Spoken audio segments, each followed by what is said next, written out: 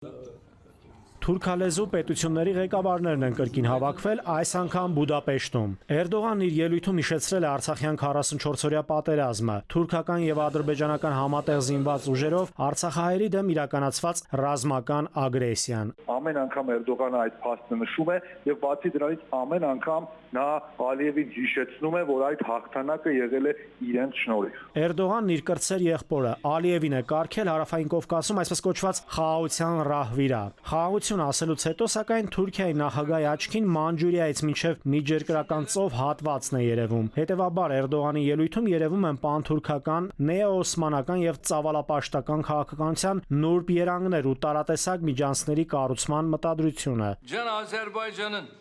Մենք ուշադիր հետևում ենք Կովկասում զարգացող իրադարձություններին, որն ունի թուրքական աշխարհի համար կարևոր նշանակություն։ Մենք ուրախ ենք, որ Ադրբեջանը համաձայնել է Հայաստանի հետ խաղաղության համաձայնագրին։ Ես համոզված եմ, որ հաղթած նախագահ իմ ընկեր Ալիևը կմտնի պատմության մեջ որպես լիդեր, որը խաղաղություն է բերել տարածաշրջան։ Նրանք իրենց լոզունգներում, այսպես խաղաղության լոզունգներով դիտարկում են, թե իբր խաղաղություն կլինի, ճանապարհներ կբացվեն, բայց իրականում, եթե նայում ենք այսպես գաղափարախոսություններին եւ Էրդողանի խոսույթին, որը համընկնում է այդ ծավալապաշտականության հետ, ապա հասկանում ենք, որ Էրդողանը նաեւ ունի այն գաղափարախոսությունը, որ Հայաստանը սեպ է, որը խրված է թուրքական աշխարհի մեջ եւ Հայաստանի վերացումը եւ այդ սեպի հանումը իրենց գլխավոր նպատակներից է եւ առաջի գործը, որ այդ սեպը պիտի հանվի, դա Զանգեզուրների, այսպես կոչված Զանգեզուրի միջանցքն է, որը հնարավորություն կտա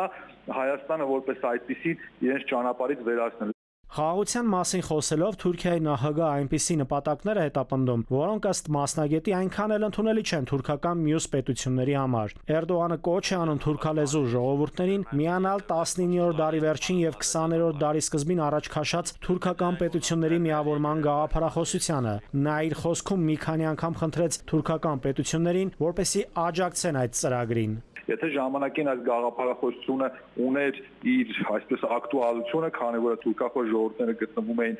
ռուսական կայսրության տիրապետության տակ, այնուհետև սովետական միության մեջ, այժմ նրանք ձեռք են բերել անկախություն եւ ունեն իրենց ազգային նպատակները եւ այս հարթակը դիտարկում են ընդհանրապես տնտեսական համագործակցության մի տիրույթ եւ կարծում եմ դեռևս Էրդողանը փորձում է եւ իր խոսքում էլ եթե նայենք, փորձում է համոզել այս պետություններին, որպեսզի նրանք միանան այդ խոշոր գաղափարին, որը դրվել է դեռևս 20-րդ դարի 19-րդ դարի վերջին եւ 20-րդ դարի սկզբին։ Էրդողանն ու Ալիևը իրենց դարավոր ծրագիրը կյանքի կոչելու համար աչքը դրել են այսպես կոչված Զանգեզուրի միջանցքին եւ թուրքագետները վստահ են, նրանք ամեն գնով են փորձելու հասնել դրան։ Նաիրի Մուրադյան, ժամը լրատվական։